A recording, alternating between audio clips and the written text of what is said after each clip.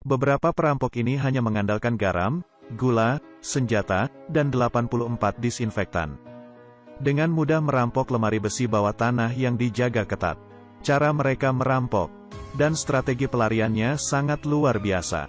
Karena perampok lain sibuk menghabiskan waktu, tapi mereka mengembalikan money dengan utuh. Mengambil resiko yang besar. Apakah kalian ingin polisi sebagai pertunjukannya? Kakak ini menggali sebuah terowongan di lokasi konstruksi. Tanpa sengaja menembus sebuah dinding.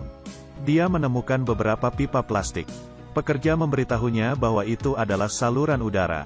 Ternyata di atas mereka adalah NASCAR Speedway, arena untuk mobil mesin V8 berpacu berputar-putar. Sangat populer di Amerika Serikat. Pacuan tersebut bahkan melampaui NBA. Setiap hari pertandingan, kerumunan dengan putus asa akan tetap membeli, dan membeli tiket itu.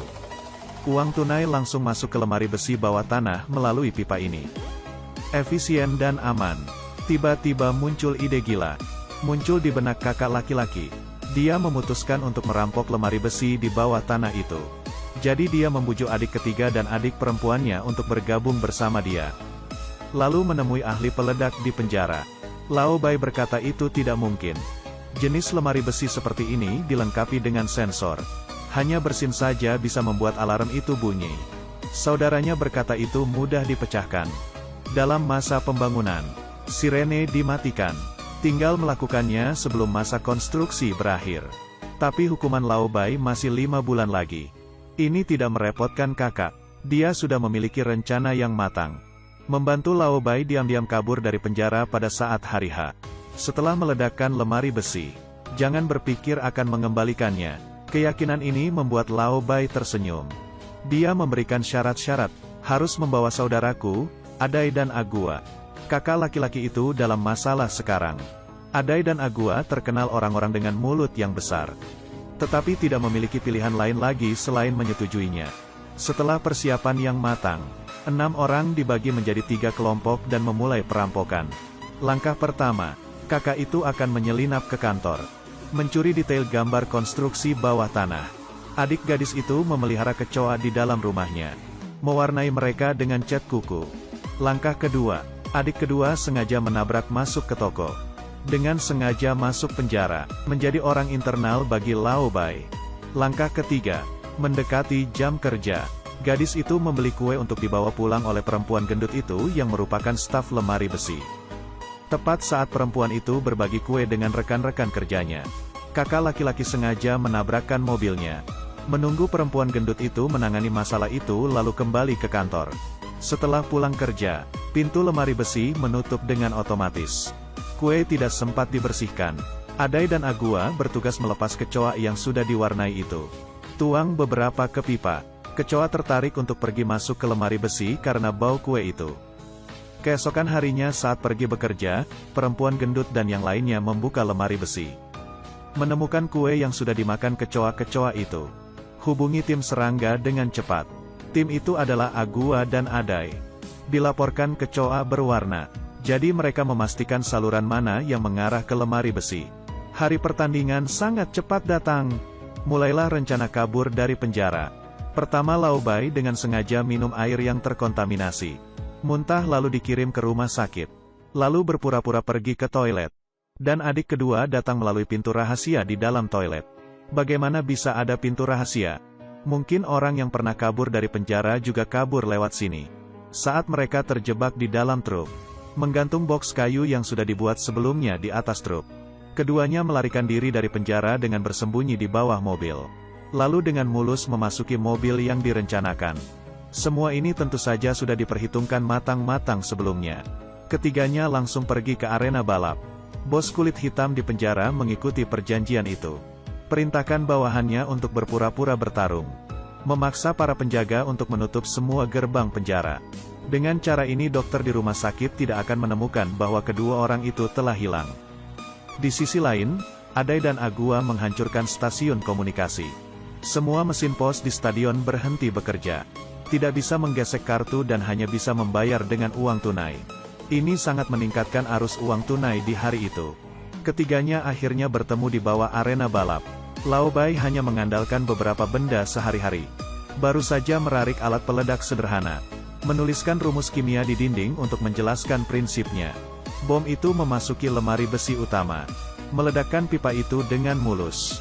Kemudian ketiga orang itu menyalakan pompa udara. Hampir menyerupai penyedot debu raksasa. Dengan mudah menyedot uang dari lemari besi. Tapi asap ledakan keluar dari pipa. Staf yang takut memperingatkan semua staf. 2 satpam turun untuk memeriksa situasi. Benar saja, mereka menemukan sumber asap tebal itu. Membuka pintu dan melihat anggota staf. Ternyata pria berjenggot ini juga seorang perampok. Dia berhasil mengalihkan perhatian satpam. Sangat cepat, uang-uang itu dengan cepat memenuhi seluruh kantongnya. Adai dan Agua pergi, namun terhalang oleh gerbang besi. Mereka tidak dapat membukanya, tetapi berhenti di sini sebentar saja sudah sangat berbahaya. Laobai datang ingin membantu tetapi tidak membantu apa-apa. Pada akhirnya kakak itu tahu. Ternyata rantai itu mudah dihancurkan. Kantong-kantong sampah itu berhasil dipindahkan ke truk. Laobai dan saudaranya bergegas memasuki mobil dan pergi ke stasiun pemadam kebakaran. Bos hitam, sudah hampir waktunya. Mengangguk untuk langkah selanjutnya. Dia memblokir semua kamera dan jendela. Kemudian memicu alarm kebakaran. Mengikuti prosedur mereka memberitahu pemadam kebakaran untuk memadamkan api. Laobai dan saudaranya sudah menunggu di luar. Melompat ke truk pemadam kebakaran lalu masuk ke penjara. Keduanya berhasil dikembalikan ke rumah sakit. Seluruh rencana itu berjalan sangat lancar. Kakak laki-laki sibuk dengan truk. Ditinggalkan di pom bensin. Lalu kemudian menelepon polisi. Truk yang dicuri langsung kembali ke trek balap. FBI mengirim agen yang cakap untuk menyelidiki. Jejak di tempat kejadian sudah dibersihkan dengan hati-hati oleh kakak itu. Akhirnya ketemu. Kakak laki-laki dan adik kedua mengunjungi Laobai berkali-kali. Tapi untuk menutupi kelalaiannya, sudah dipastikan bahwa semuanya normal pada hari kejadian. Menghadapi alibi yang begitu sempurna, detektif itu juga melakukan sesuatu. Pada akhirnya tidak ada ruginya bagi lintasan balap. Tidak ingin FBI menggalinya terlalu dalam. Dan menghentikan penyelidikan. Apakah perampok ini benar-benar mengembalikan?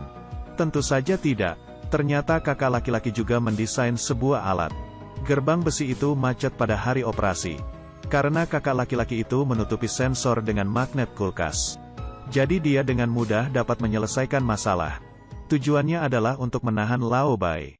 Pada waktu bersamaan, gadis itu datang dan merokok beberapa bungkus. Ini adalah uang kotor yang akan benar-benar mereka bagi. Kakak laki-laki itu memasukkan tangan palsu ke dalam salah satu kantong tas. Diangkut keluar lintasan balap bersama dengan sampah biasa. Kemudian dengan posisi GPS yang ditaruh di tangan palsu itu.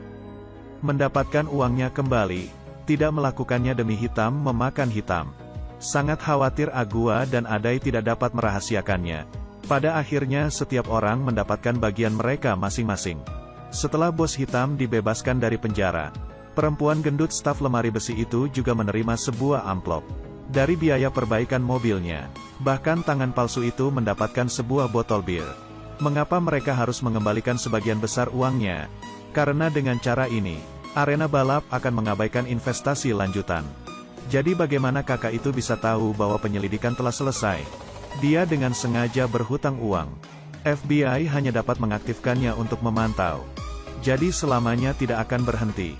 Jadi penyelidikannya masih terus berlangsung.